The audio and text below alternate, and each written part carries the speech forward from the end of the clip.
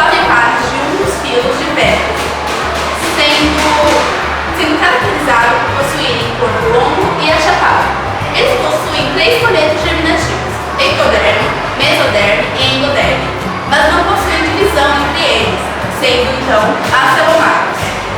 Existem 2 tipos de plateumintos: aqueles que possuem vida livre e vivem em locais úmidos, e aqueles que são parasitas, que vivem dentro do corpo de animais, até mesmo dos homens. Simetria bilateral é a divisão dos plateumintes em 2 metades equivalentes.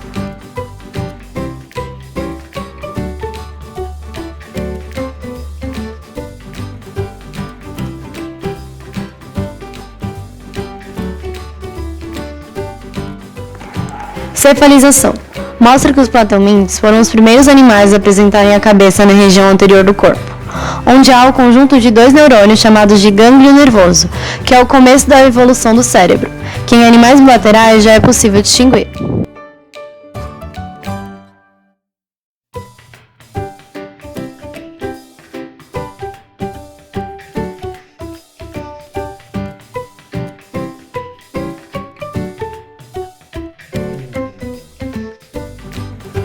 Excreção. Os plateumintes são os primeiros animais a apresentarem um sistema excretor, ou seja, um mecanismo que elimina resíduos do organismo que saem através da superfície do corpo. É formado por um conjunto de células chamadas células-flamas, que removem o excesso de água e resíduos nitrogenados do metabolismo celular.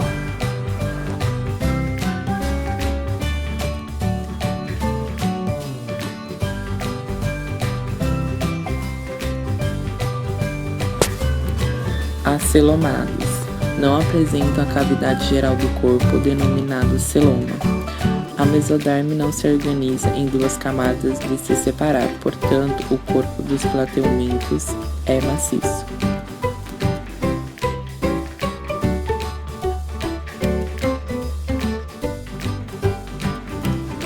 Triblásticos. São os primeiros animais que apresentam o folheto mesodérmico e apresentam 3 camadas musculares e desenvolvimento de sistemas digestório e excretor.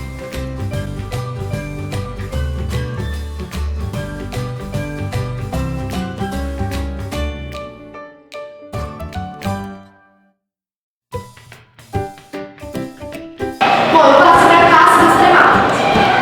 São animais vertebrados e eles apresentam uma ventosa ao redor da boca e uma mais na região frontal que o ajuda a se fixar no hospedeiro. Bom, eles podem ser tanto monóicos como dióricos. E eles pertencem, um exemplo de pertencentes a essa classe são os citossomes. As citoses são parasitas intestinais, representadas principalmente pela tênia ou solitária. Eles não apresentam sistema digestório. Eles absorvem nutrientes do corpo do hospedeiro e passam pela parede do seu corpo.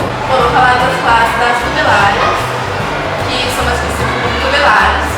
Eles possuem vida livre, ou seja, eles não são parasitas, e eles são hermafroditas.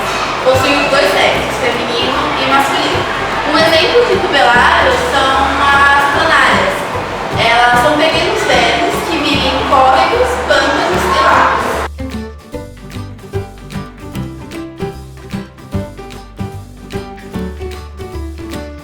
A reprodução dos plateumintes pode ser sexuada ou assexuada, dependendo de sua classe. São em sua maioria seres monóicos, ou seja, hermafroditas, possuem os 2 sexos no seu corpo. A reprodução assexuada pode ser por brotamento, que é o surgimento de um broto no corpo do ser original, podendo se desgrudar ou não. E também pode acontecer por fissão, que é a divisão do corpo que vai se regenerar surgindo um novo ser. Já a reprodução sexuada pode ocorrer pela fecundação cruzada interna.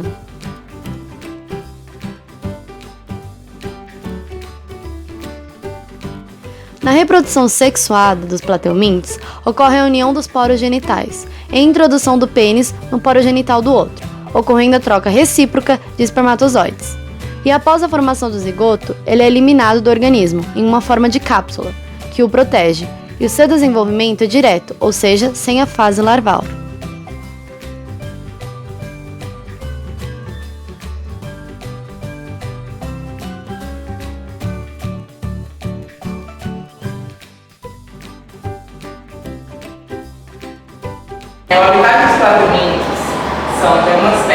vida livre, como a planada. Em locais úmidos e com pouca luz do sol em pântanos.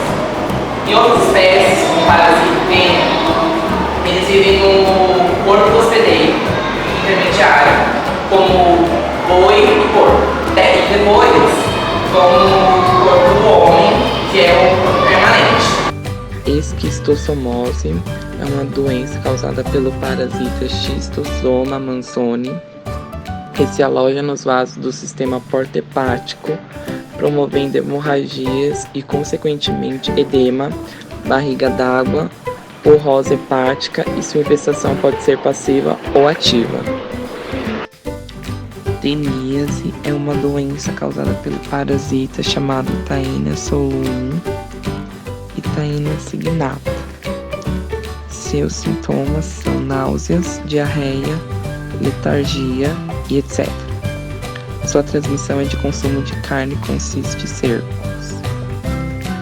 Hidatidose ou equinococose é uma doença causada pelo parasita Echinococcus granulosus, que seu principal sintoma é de formação de cisto hidático.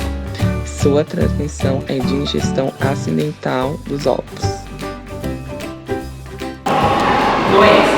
Bom, o ciclo da anemia começa quando o corpo engole ovos que vão direto para o estômago, se tornando larvas que migram para outra fase que se chama cisticida. Bom, quando o homem come a carne contaminada, o verme vai direto para o gado, que se reproduz e se torna adulto. A cistisporose caracteriza-se quando o homem faz a ingestão dos ovos diretamente da tênia. Ele pode ser ingerido através de água, verduras ou frutas. Bom, a esquistossomose acontece quando o indivíduo com o parasita ele elimina nas fezes os ovos do verme, que ao entrar em contato com a água, eles procuram pelo hospedeiro intermediário, que é o caramujo, porque sem ele eles não conseguem completar o seu ciclo da vida. Eles passam algumas semanas no caramujo e após saírem, eles procuram pelo seu hospedeiro definitivo, que é o homem. E ao encontrar esse hospedeiro definitivo, ele entra em contato com a pele e vai para a corrente sanguínea, faz o acasalamento, faz novamente a eliminação dos ovos, dos vermes, que é eliminado pelas fezes do homem. Cada classe de platelminto possui uma alimentação diferente, como por exemplo, os animais da classe Turbellaria, eles são carnívoros ou necrófagos, ou seja, se alimentam de material orgânico. Já os animais presentes na classe Primata e Cestode, eles são parasitas, e sendo parasitas, eles se alimentam dos nutrientes do seu hospedeiro. O sistema digestório dos parasitas é incompleto, ou seja, apenas uma abertura com a função de boca e ânus. A digestão pode ser intra ou extracelular, e tudo que não é ingerido é eliminado pela boca. E essa abertura, ela se encontra na parte ventral do corpo. Os platelmintos são importantes para o ambiente onde eles vivem, como por exemplo as planárias, que servem para identificar outras espécies típicas e são importantes para a proteção ambiental. E outro fator importante é que elas são muito importantes para a cadeia alimentar marinha.